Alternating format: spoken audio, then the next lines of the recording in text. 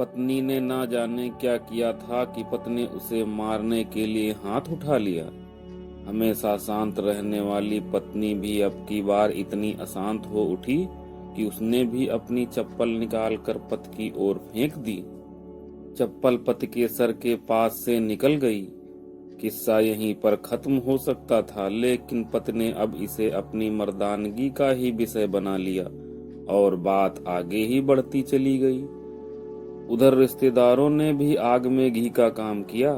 किसी ने कहा, जो औरत अपने पति को चप्पल से भी मार सकती है वो ना तो वफादार हो सकती है और ना ही पतिव्रता। ऐसी औरत परिवार ही नहीं पूरे समाज पर कलंक की तरह है। पत्नी के रिश्तेदार भी कहाँ पीछे रहने वाले थे।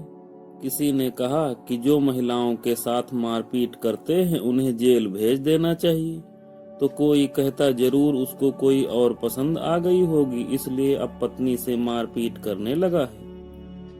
अब बात कोर्ट पहुंच गई। दोनों पक्षों ने एक दूसरे के खिलाफ केस फाइल कर दिया। पति ने चरित्रहीन होने का तो पत्नी ने दहेज और शारीरिक उत्पीड़न का आरोप लगाया। 2 वर्षों तक केस चला। इस दौरान दोनों पति पत्नी अलग अलग रह रहे थे। पति और पत्नी दोनों की आर्थिक स्थिति भी खराब हो चुकी थी। जिनको वो अपना शुभचिंतक समझ रहे थे, पैसों की बात आते ही वे आनाकानी करने लगते। अगर कोई देने को राजी भी होता तो ब्याज की शर्त पर। आखिरकार वही हुआ जो सब चाहते थे, तलाक। अब हर कोई खुश था। दोनों पक्षों के रिश्तेदार, उनके माता पिता और दोनों के वकील। लेकिन 5 साल की शादी और एक सुंदर बेटी होने के बाद मिले इस तलाक से पति पत्नी शांत थे। कुछ देर बाद शायद इत्तेफाक से दोनों पक्ष एक ही दुकान पर चाय पीने पहुंच गए। तभी पत्नी ने पति से कहा, अब तो तुम खुश होगे ना, क्योंकि तुम्हारे मन की जो हुई है। पति ने कहा, तुम भी तो आज जीत गई हो, मुझसे तलाक तो तुम्हें भी मिल गया है। पत्नी ने कहा, तलाक को जीत समझते हो? पति चुप रहा।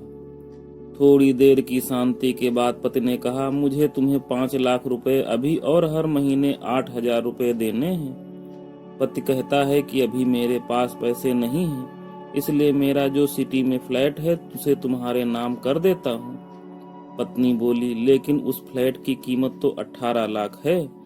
पति ने कहा, हाँ, लेकिन हमारी बेटी तुम्हारे साथ है और भविष्य में उसके खर्चे भी बढ़ेंगे, तुम्हें थोड़ी आसानी हो जाएगी।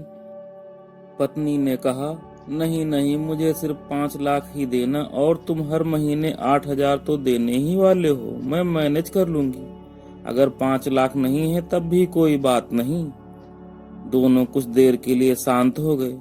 पति सोचने लगा, कितनी भोली और समझदार है ये औरत, जो कुछ समय पहले तक मेरी पत्नी थी और अब अनजान। ये वही है जो कम से कम खर्चे में घर चलाती और पैसे बचाकर मेरे जन्मदिन पर हमेशा मेरे लिए नए कपड़े खरीद लाती।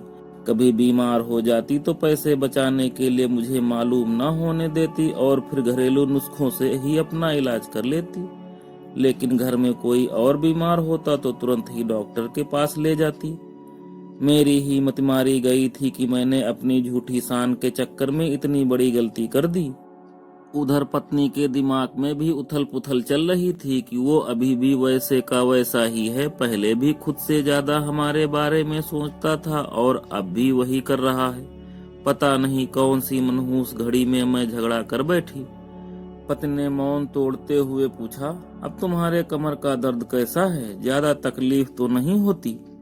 पत्नी थोड़ा मुस्कुराई और बोली, अभी भी होता है, तुम बताओ तुम्हारा अस्थमा कैसा है अब? पति कहता है, अभी तो ज्यादा समस्या हो गई है, क्योंकि अक्सर मैं इनहेलर लेना भूल जाता हूँ, याद दिलाने के लिए तुम जो नहीं हो अब। पत्नी की आंखों में आंसू आ गए और वो बोली, तुम्हें मेरे चरित्र पर तो सवाल नहीं उठाना चाहिए था। पति कहता है, हाँ, मैं भी जानता हूँ तुम अच्छी हो, मुझसे गलती हो गई, मैं दूसरे लोगों के बहकावे में आ गया था, लेकिन तुमने भी तो मुझ पर दहेज का इल्जाम लगाया था। पत्नी ने कहा, मुझे इस बात का पछतावा है। पति कुछ कहना चाह रहा था लेकिन वह हिचकिचा रहा था। पत्नी ने पूछा, कुछ कहना चाहते हो? पति बोला, क्या सब पहले जैसा नहीं हो सकता है? पत्नी बोली, क्या मतलब? पति बोला, हम फिर पहले की तरह पति पत्नी बनकर सच्चे दोस्त बनकर नहीं रह सकते? पेपर दिखाते हुए पत्नी ने कहा, पर ये डाइवोर्स के पेपर। पति ने अपने पास रखे डाइवोर्स के पेपर को फाड़ते हुए कहा, फाड़ देते हैं। पत्नी ने भी अपने पास रखे पेपर फाड़ दिए। वकील, रिश्तेदार और माँ बाप सभी हैरान हो गए। पति पत्नी एक दूसरे का हाथ पकड़कर अपने घर की तरफ चले गए। दोस्तों, ये कहानी उन पति पत्नी के लिए बड़ी सीख है जो छोटी छोटी बातों पर लड़ते हैं और फिर इन झगड़ों को बड़ा बनाकर अलग होने तक का भी निर्णय ले लेते हैं।